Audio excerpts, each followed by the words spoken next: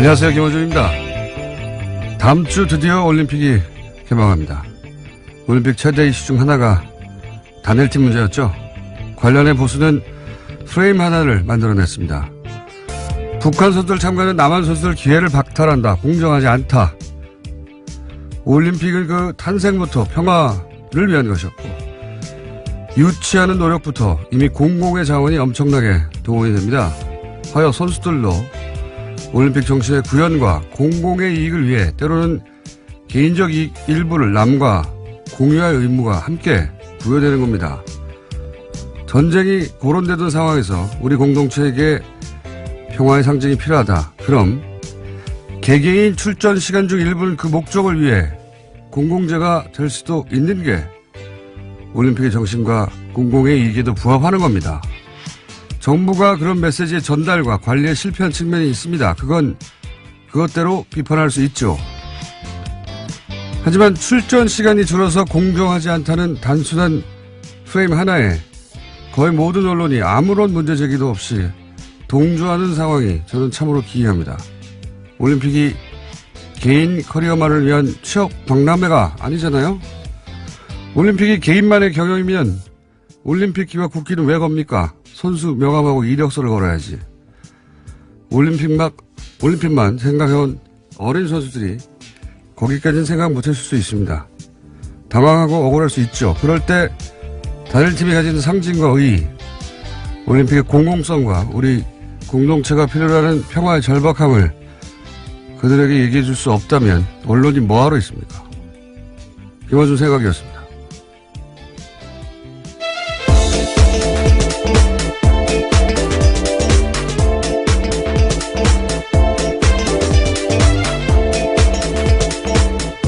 시사인의 김은지입니다.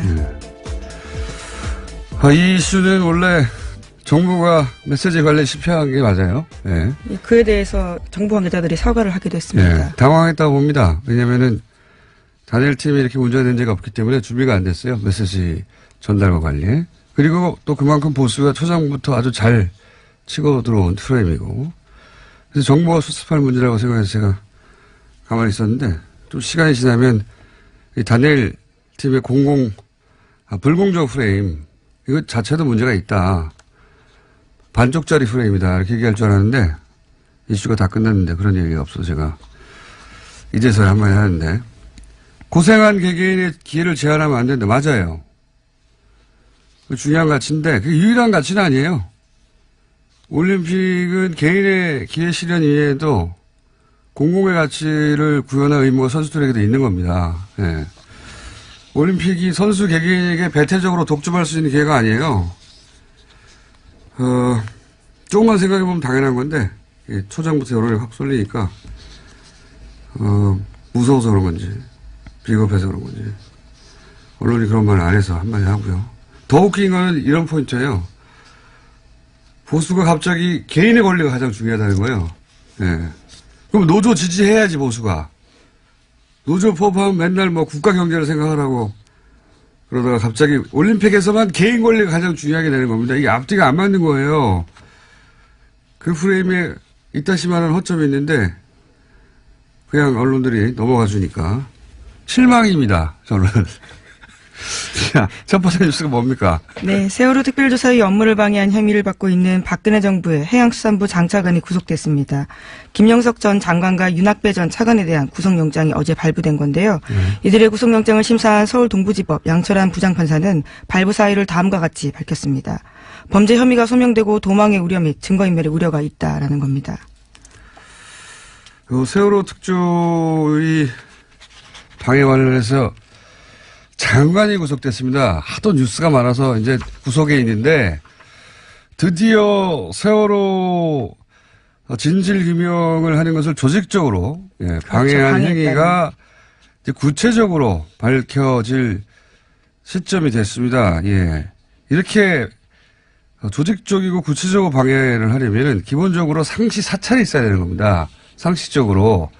그래야 미리 막죠. 당연하게. 그러면 누가 합니까? 이걸 국정원이 하는 겁니다. 통상적으로는 도청하고 미행하고 뭘 하는지 어떤 회의를 하는지 그 안 알려주거든요. 특조위에서. 그걸 어떻게 알아요?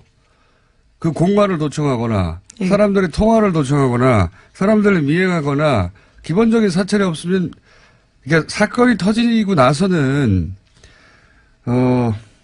막기가 어렵잖아요. 이미 언론을 타면 미리 알아야 되거든요.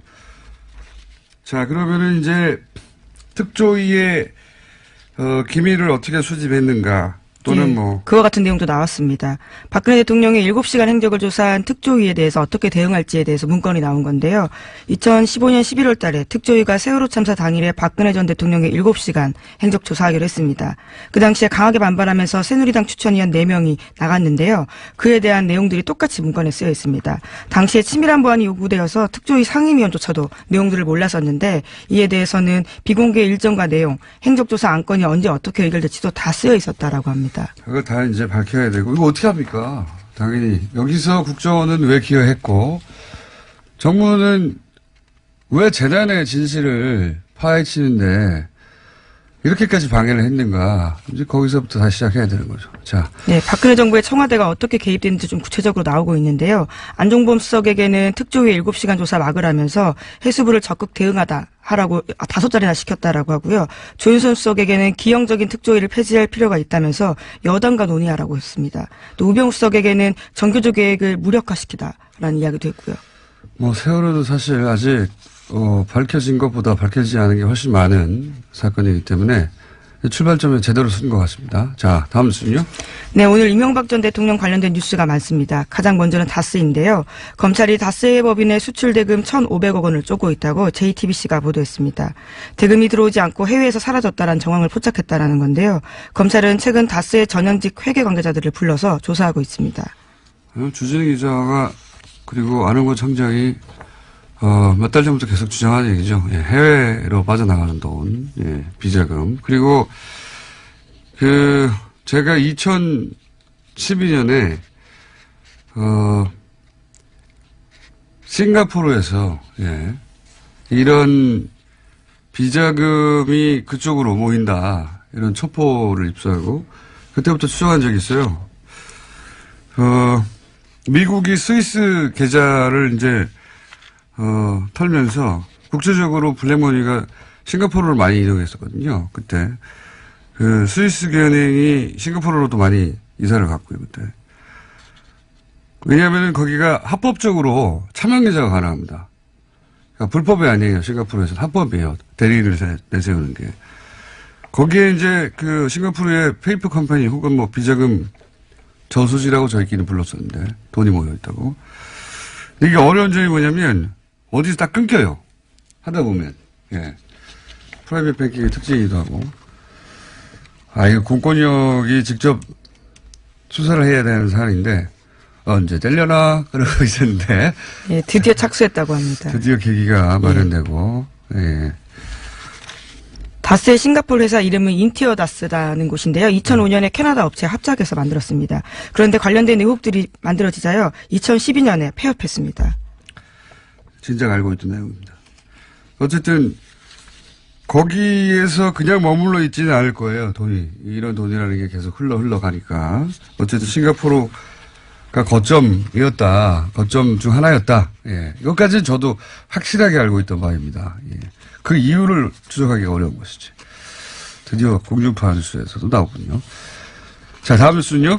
네, 이명박 전 대통령의 큰 누나의 아들인 조카 김동혁 씨라는 사람이 있습니다. 이 김동혁 씨가 최근에 검찰의 비공개 조사를 받았는데요. 검찰 조사에서 모친에게 상속받은 부동산이 사실은 이명박 전 대통령의 차명 계산이다라고 진술했다고 합니다. 이명박 전 대통령 기자회견할 때 이거 하지 말았어야 할 기자회견이다. 끝났다 이제. 뚝이 무너질 것이다. 예. 이게 이제 저희가 처음에 다스는 누구 겁니까? 라고 다스를 공격한 것도 사이버사나 국정원 댓글은 훈련된 조직원들이 그 가운데 있어요. 진실의 끝까지 가는데. 혹은 공직자들이 있고. 하지만 다스는 민간인들의 회사입니다. 그리고 이런 경우에는 어디 방어막 한 군데 구멍을 뚫는 게 중요합니다. 거기가 무너지면 심리적으로 다스가 뚫렸어요. 그러면 다른 것도 심리적 저지선이 같이 무너지는 거예요. 이거 나만 혼자 이거 방어하고 있으면 뭐해? 이렇게 이제 지금 무너지기 시작하는 거죠. 외삼촌 내 땅 우리가 가지고 있는데 이거 다 예, 드디어 사실을 말하게 되는 그러니까요. 겁니다. 이명박 전 대통령 참여유산이다라고 얘기하게 되는 것이고 이런 일들은 점점 더 많이 벌어지겠죠. 이제 시작에 불과하다. 예. 다음 뉴스는요? 예, 또 영포빌딩 압수수색하면서 관련된 내용들이 굉장히 중요한 게 많이 나왔다라고 SBS가 보도하고 있는데요. 이명박 전 대통령이 재임 시절에 다스 관련된 보고를 직접 받았다라는 증거를 검찰이 확보했다고 합니다. 검찰 관계자에 따르면 이명박 전 대통령 쪽에 급소를 찔렀다라고 할 정도로 스모킹 건이라고 하는데요. 아직 구체적인 내용이 나오진 않았습니다. 그래요? 급소를 찔렀어요? 네, 그런 표현이 있습니다. SBS가 그렇게 보도하고 있는데요. 급소는 뉴스공장이 지난 7월부터 찔렀어요. 예, 시사인도 함께했습니다. 계속 찔렸는데 청와대 민정하고 공권력을 동원해서 돈을 찾고 그 과정을 청와대 민정이 뭐 자기 혼자 결정했겠습니까? 청와대 대빵이 시켰지? 민정이 왜 그걸 혼자 해요? 그리고 민정이 왜 사기업하고 계속 연락을 합니까? 그 사기업과 연락한 문서들도 진작에 공개했고요. 그렇지만 검찰 조사가 중요한 건 그때 이제 뉴스공장에서 여러 가지 문건을 들고 얘기했지만 대통령이 보고를 받았다고 하는 문건이나 증거를 여기 이 부분은 검찰만 확보할 수 있는 거죠. 예, 그걸 검찰이 확보했다면 이제 완성이 되는 거죠, 그림이. 자, 다음은요. 네, 김재정 씨와 관련된 이야기도 여러 차례 말씀드렸습니다. 이명박 전 대통령의 처남인 고 김재정 씨가 일종의 키맨이다라는 건데요. 그와 관련해서 상속자인 부인 권모 씨가 검찰 조사 받았습니다. 상속세 탈루한 의혹으로 받고 있는데요. 이와 관련해서 상속자인 부인 권모 씨가 아니라 제3자가 상속 과정의 문제점을 검토한 흔적이 발견됐다라고 합니다. 발견된 지 4개월 넘었어요. 뉴스공장에서 계속 얘기했어요. 제3자가 했다고. 안홍구 총장님이 그렇게 얘기를 많이 했었고, 예. 하지만 이게 다 이제, 뉴스에, 지상파가 가장 정제해서 내놓는, 뉴스에서 보도되기 시작했다는 게 중요한 거죠. 자, 다음 뉴스는요? 네, 이명박 정부 사이버사령부의 정치관여 의혹 수사를 은폐무마한 혐의로 구속된 전 국방부 수사팀 관계자 기억하실 겁니다. 최근에 구속이 됐는데요. 이 관계자가 심경의 변화를 일으켜서 적극 진술을 하고 있다고 합니다. 상부 지시를 받고 핵심 진술을 덮었다라는 이야기입니다. 이게 다스 효과라는 겁니다. 저기가 뚫렸네? 나 혼자 방어한다고 지금 내가 방어할 대상, 우리 이명박 전 대통령이 보고가 되지 않네? 나만 하면 뭐해? 이런 심리적 저지선이 뚫리는 효과가 있어. 다른 분야도 다 이렇게 될 겁니다. 네, 오늘 아침 경향신문 보도인데요. 네. 구체적인 내용들이 꽤 많이 나오고 있습니다. 그러면서 윗선 규명에 힘이 나고 있다라고 하는데 네. 김관진 전 장관이 구속됐다 풀려나가면서 한동안 소강 상태였는데 다시 한번 속도 내고 있다고 합니다. 다 무너지게 돼 있다니까요. 그 기자회견 하지 말았어야 돼요. 아무 내용도 없는 기자회견. 아무것도 없나 보다. 이렇게 되는 거군요. 자, 다음 순요. 네, 서지현 검사 이야기도 안 할 수가 없는데요. 이번 주에도 JTBC에 출연해서 처음으로 피해 사실 털어놓은 다음에 계속해서 법무부의 부실 대응 비판됐습니다. 이와 관련해서 박상기 장관이 피해 사실을 적시한 서 검사의 메일을 받았는지 여부가 어제 하루 종일 논란이 됐습니다. 저도 이 뉴스 봤는데, 저도 이 뉴스를 보면서 굉장히 이상한 지점을 발견했어요. 이제 법무부 관계자 발로 첫 뉴스가 나왔죠. 네, 뉴스원 보도였습니다. 네, 장관이 이메일을 확인했는데 메일 받지 않았다고 하더라. 여기서부터 출발됐거든요. 법무부 관계자 발로. 네, 직접 메일을 받은 사실이 없는 것으로 확인했다라는 보도였습니다. 그러고 나서 이제 좀 이따 공식 브리핑에서 받았다고 하니까 거짓 해명, 말 바꾸기 이게 이제 하루 종일 보도된 내용인데 이게 탐사 보도를 오래 해온 저로서는 이거는 진짜를 놓친 뉴스다. 껍데기만 본 뉴스다. 최초로 제가 아무도 이 말을 그렇게 저녁 때문에 그런 내용이 나올 줄 알았더니 그게 안 나와서. 왜냐하면은 서검사 측에서 메일 보냈다고 했어요. 답장을 받았다고 했어요. 메일은 법적인 증거 능력이 인정받을 만큼 확실한 물증입니다. 이제는. 상대 손에 메일이 있어요. 그죠? 이거를 있다고 하는데 일부러 거짓말해서 상대 손에 있는 증거를 없앨 수가 없는 거예요. 즉시 들통이 나는데 이런 건 바보도 안 하는 거짓말입니다. 이렇게 생각을 해야 돼요. 첫 출발부터. 그리고 이렇게 큰 사건인데 여검사가 성추행을 당했다고 장관한테 직접 진정을 했어요. 이게 맨날 있는 일입니까? 최초로 있는 일이에요. 잊을 수가 없는 사건이에요, 이거는. 더군다나 관련자가 현직 의원입니다. 그리고 가해자가 아주 유명한 검사예요. 모를 수가 없어요. 절대로 잊을 수가 없는 사건인 거예요. 게다가 그런 메일을 받고 이런저런 지시를 했다고 이제 밝혀졌지 않습니까? 이거 어떻게 전체를 다 잊어버려요? 네, 검찰국의 관련자 면담하도록 지시했다라면서 구체적으로 누구와 약속 잡고 미리 알려달라는 이야기까지 그런 건 했다고 중요하지 합니다. 않고요. 핵심은 이거예요. 잊을 수가 없는 겁니다. 장관도 잊을 수가 없고 또는 숨기로 해도 숨길 수가 없고 그리고 거짓말도 불가능하고 게다가 지시를 이행한 사람도 너무 많고 이렇게 상식적으로 생각하고 단 다음에 그 다음에 사건을 재구성을 해야 되는 거예요. 일부러 거짓에서 빠져나갈 수도 없죠. 잊을 수도 없는 사건이죠. 그 다음 생각해야 될 거는 그러면 그 법무부 관계자가 장관을 메일 안 받았다고 했잖아요. 그렇죠? 네, 해당 보도에 따르면 그렇습니다. 법무부 관계자가 정말 법무부 장관에게 확인을 하고 기자에게 그런 말을 한 것인가. 제가 보기엔 이 사태의 진짜 주인공은 이 법무부 관계자입니다. 그 관계자가 장관님 메일 안 받았어요? 받았어요. 확인을 했는지 여기서부터 다시 확인해야 되는 거예요. 제가 보기엔 이거 거짓말입니다. 확인했다는 건. 다시 말씀드리지만 상대한테 물증이 있고 잊을 수 없는 사건인데 면담한 직원도 있어요. 관계자가 많아요. 아는 사람이 너무 많아. 장관이 거짓말해서 피할 수도 없고 얻을 이득도 없어요. 이렇게 생각을 못하면 기자들이 관성적으로 그냥 법무부 관계자와 법무부 브리핑이 차이가 나. 아싸 거짓말 이렇게 기사 쓴 겁니다. 이렇게 하면 맨날 껍데기 기사가 나오는 거예요. 진짜 질문은 그 관계자는 왜 그랬냐. 10중 8구 제가 보기엔 거짓말했어요. 이걸 파야 진짜 뉴스가 나온다. 법무부 장관이 조직 장악이 안 된 건가? 아니면은 이전 정부의 인사 일부가 사보타지를 하고 있는 건가? 이걸 못 보면 진짜 뉴스가 안 나오는 거예요. 왜냐하면 이렇게 하고 나면은 가해자는 사라지고 박상기 법무부 장관만 남는 거예요. 사건의 주요 인물인 것처럼. 하여튼 마음에 안 듭니다, 요새. 자. 네, 어쨌거나 서 검사도 법무부 담당자 만나서 진상조사 요구했는데요. 해가 넘도록 조치가 치러지지 않았다는 점도 이야기하고 있습니다. 그 점은 그 점대로 따질 일이에요. 예, 그 점은 그 점대로 따질 일이고 피해자 입장에서 만족스럽지 않은 거죠. 예. 근데 이제 사건의 포인트가 법무부 장관이 아닙니다. 제가 보기엔. 이 첫 보도가 나간 관계자를 봐보세요. 그리고 관계자와 장관의 말이 일치하는지를 확인해 보세요. 거기서부터 진짜 사건이 숨어 있다. 자, 다음 순요. 예, 오늘 아침에 한국일보에서 안철수 국민의당 대표의 인터뷰가 있었는데요. 예, 바른정당과 손잡고 통합신당 준비하고 있는 중입니다. 이에 대해서 지방선거 이야기가 좀 나왔었는데 6.13 지방선거나 재보궐선거 출마 등 모든 가능성이 열려있다라는 이야기를 했습니다. 그렇군요. 안철수 대표 관련 통합 관련 뉴스가 많이 나오는데 이거 이제 한 번만 더 코멘트를 하자면 전당대회 안 하는 거를 가지고 여러 기사에서 우회로를 찾는다, 우회한다. 어떤 기사는 산에 길을 내고 물에 다리를 놓는다, 막 이런 표현을 하던데 정치권이 앞뒤 안 맞게 행동하거나 유불리에 따라서 말을 바꾸거나 기준을 바꾸거나 그 여야 모두 있는 거거든요. 그리고 또 출입 처면은 또 막 공격하기도 그렇잖아요. 그래서 적당히 덮어주기도 하죠.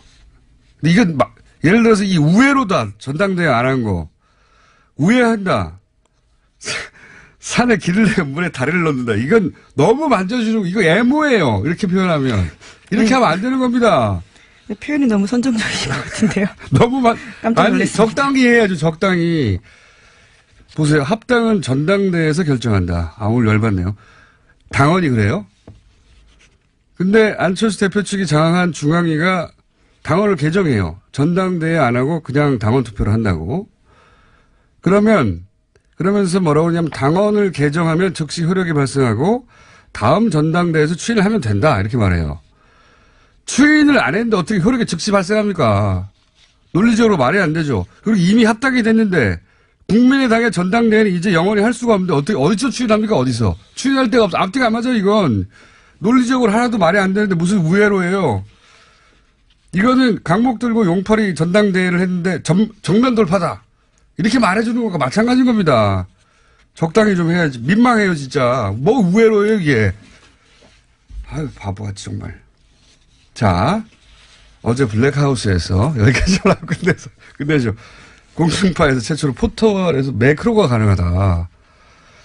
기술적으로 가능하다. 이걸 시연했는데, 당연히 네이버에서는 검색어에 등장하지 않았고, 공중파에서 네이버, 매크로 가능해. 신기하거든요. 검색해 봐야 돼요. 등장하지 않았고, 당연히 예상한 바입니다만. 그러면 안 됩니다. 네이버.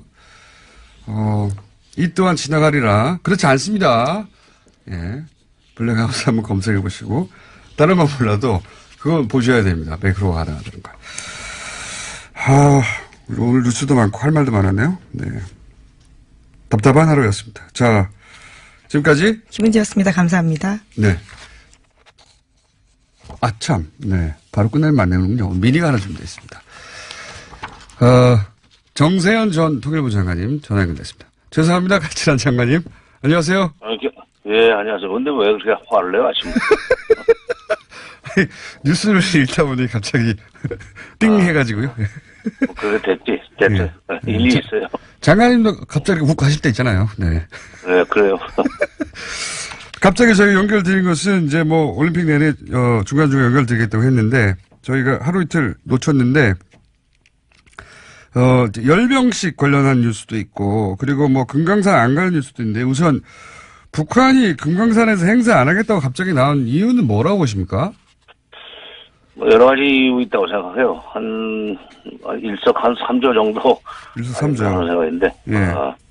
첫째는 남쪽에서 그 금강산 문화행사를 비롯해서 예. 남북이 이렇게 뭐 공동원하고 공연하고 하는 걸 가지고 무슨 북한의 체제 선전이니 네. 또는 뭐 한미동맹을 이간시키려고 하는 거니 하는 식의 보도들을 일부 언론에서 하지 않았습니까? 많이 했죠. 그다음에 예. 또, 그다음에 또 2월 8일 날 하게 돼 있는, 건군절 행사, 70주년 건군절 70주년 행사도 그것도 무슨 올림픽에 오기로 해놓고 그 전날 하는 법이 어딨냐.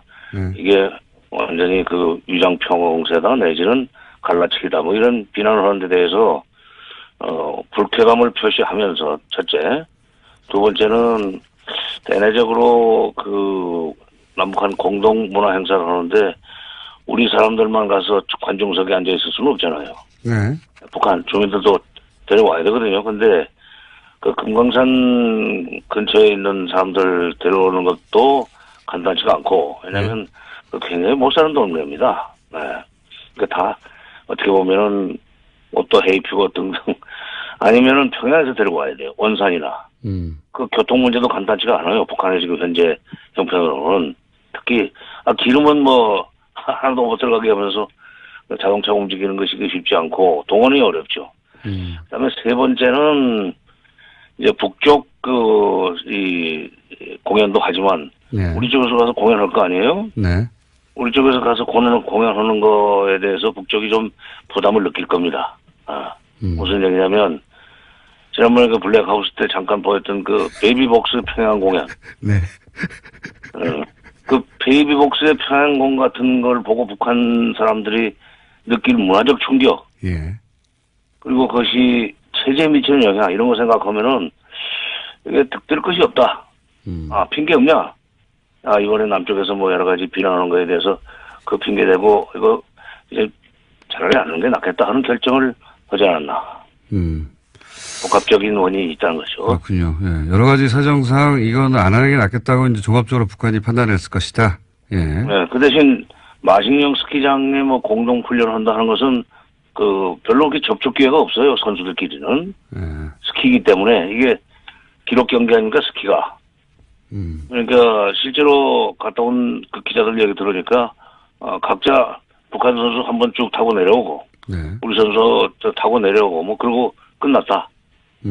별로 이렇게 물론 만나서 뭐 이야기하고 하는 그거는 뭐 좋은데 같이 어울리는 시간이 적기 때문에 그건 부담을 별로 안 느꼈을 겁니다. 그렇군요.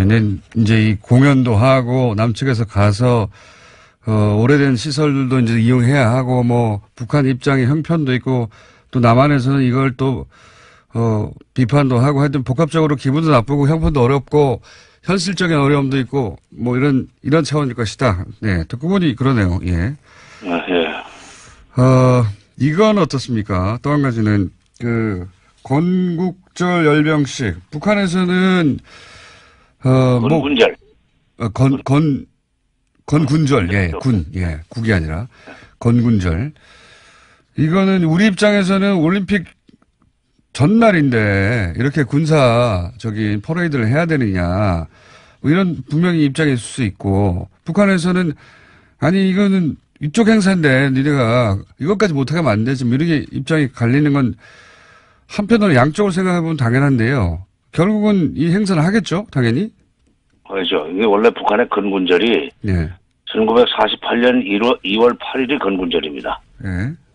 지금으로부터 70년 전이죠. 예. 그런데 그러다가 78년부터는 건군절을 4월 25일로 바꿨어요. 그게 이제 1932년 4월 25일 그때 21살짜리 김일성이 예. 김성주였죠. 처음에는 항일 빨치산 항일 유격대를 만들었다고 하는 날이 4월 25일이에요. 그거를 건군절로 이렇게 만들었어요. 예. 그때부터 78년에 4월 25일부터 4월 25일 건군절로 만들어가지고 2014년까지는 4월 25일을 건군절로 치고 행사를 했었습니다. 열병식 할 일 있으면 열병식 하고 실내 행사 할 일 있으면 실내 행사. 근데 열병식까지 하는 것은 되게 꺾어지는 해예요. 10년, 5년, 20년 이럴 때. 그러다가 다시 그러니까 15년부터는 김정은 시대죠. 김정은 시대에 와서 다시 건군절을 2월 8일로 되돌려놨어요. 그리고 지금 이번에 금년이 처음으로 맞는 꺾어지는 해입니다. 70주년. 금년 신년사에서 9월 9일이 정권 수립 기념일인데 그게 70주년이라는 얘기부터 하면서 그걸 대대적으로 하자. 그리고 그걸 잔치로 만들자. 그리고 남쪽에서 마침 평창 올림픽도 있으니까 그것도 우리가 참가하는 식으로 해서 그것도 좀 축하해주자 하는 얘기를 신년사에서 했었습니다. 그러니까 이게 2월 8일이었다가 4월 25일로 됐다가 2015년부터 2월 8일로 다시 되돌아간 건데 이게 이 김정은 시대에 와가지고 아버지 때 그러니까 김정일 때 그리고 김일성 때 성취하지 못했던 여러 가지 군사적 업적을 한 번에 이번에 보일러 주려고 할 거예요. 예를 들면 무기도 들고 나올 거고 장거리 미사일 같은 것도. 이제 우리 옛날에 박정희 전두환 시절에 국군의 날 행사를 생각해 보면 열병식 하면은 탱크 무슨 미사일 끌고 나오고 공중에서는 비행기 날고 그러지 않았습니까? 그러니까 그런데 이제 우리 올림픽 전날 바로 하는 것이 하필이면 또 날짜가 공교롭게도 그렇게 됐습니다. 그건 우연히 그렇게 일치했죠. 우연히 그렇게 됐는데 거기는 건군절 70주년 행사기 때문에 이걸 작게 할 수가 없어요. 70년 전에 벌어진 일이라 바꿀 수가 없고 70년 전부터 벌어진 일이라 바꿀 수가 없고 그렇죠. 그쪽에서는 큰 잔치다. 그러니까 바꿀 수는 없겠네요. 옆집의 잔치에 이제 가기 전날 자기네 칠순 잔치하고 오는 셈인데 그건 뭐라고 그러겠어요. 그러니까 그리고 무기를 끌고 나올 거예요. ICBM도 나올 거고 여러 가지 위협적인 행사를 할 텐데 그게 밖으로 그러니까 우리가 볼 때는 미국이나 우리가 볼 때는 위협적이 될 수 있지만 그쪽으로 봐서는 이거 우리가 이렇게까지 만들었다는 자랑스러운 일종의 이 전시 행사인데 그 대내 통치 차원에서 하는 걸로 봐야 됩니다. 김정은의 소위 장악력을 높이고 아버지 할아버지 못지않은 업적을 쌓았다고 하는 것을 과시하려고 하는 행사이기 때문에 그렇게 완전히 평창 올림픽에 재뿌리려고 한다 하는 것으로 이렇게 몰아붙여서는 안 되죠. 그럴 필요가 없어요. 알겠습니다. 각자 하고 오라고 해도 돼요. 저희는 7년 전에 결정됐지만 여기는 70년 전에 결정된 거라 바꾸서 그 잔치를 바꾸기 어렵다. 이렇게 이해하면 되겠습니다. 자, 오늘 여기까지 짚어보고요. 제가 보기엔 또 한 1, 2주 사이에 또 장관님을 모시고 간단하게 핵심을 체크해야 될 것 같습니다. 오늘 말씀 감사합니다.